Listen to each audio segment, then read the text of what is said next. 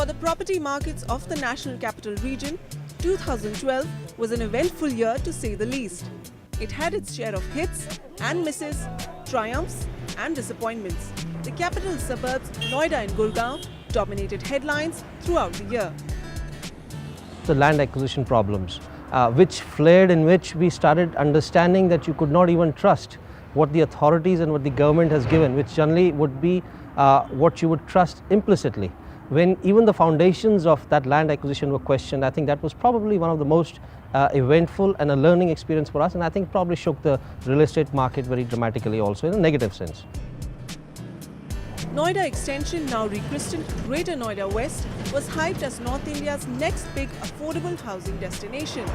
But land acquisition controversies, followed by a court-imposed construction ban, left thousands of home buyers in the lurch.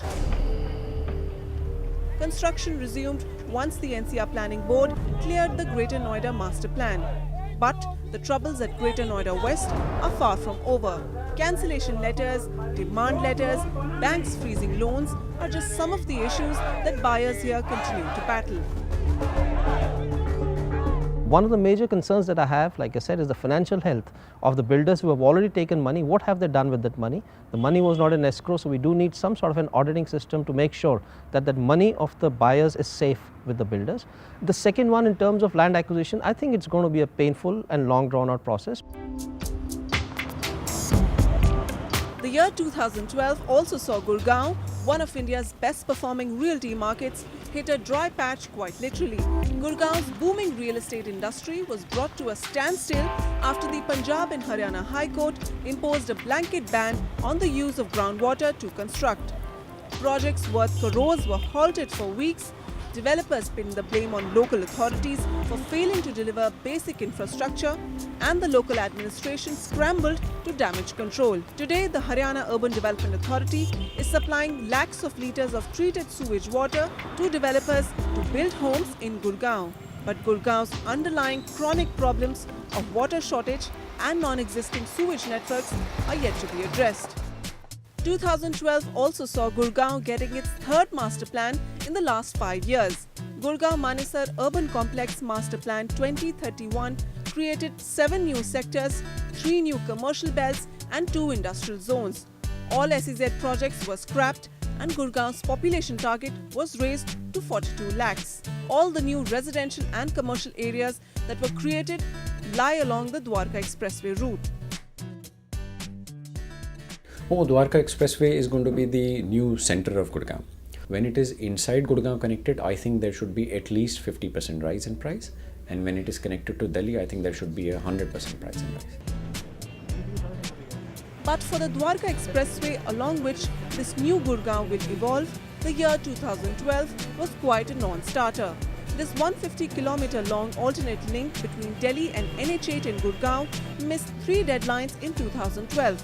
Projects here are being sold out within days, but chunks of the expressway are still incomplete due to pending litigation.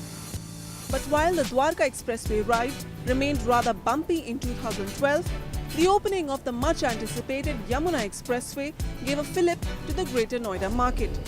3 government changes, bloody land acquisition battles and much political mudslinging later, the Yamuna Expressway connecting Greater Noida to Agra was finally thrown open to the public in August 2012. Massive townships, hotels, entertainment hubs, but no airport. How will 2013 look for the Yamuna Expressway realty market?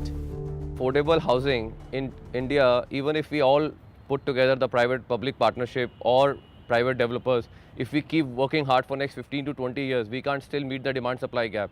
So the best thing about Yamuna Expressway is it has got a huge availability of affordable housing. So it has to do well. For the national capital, 2012 was a year of big policy changes.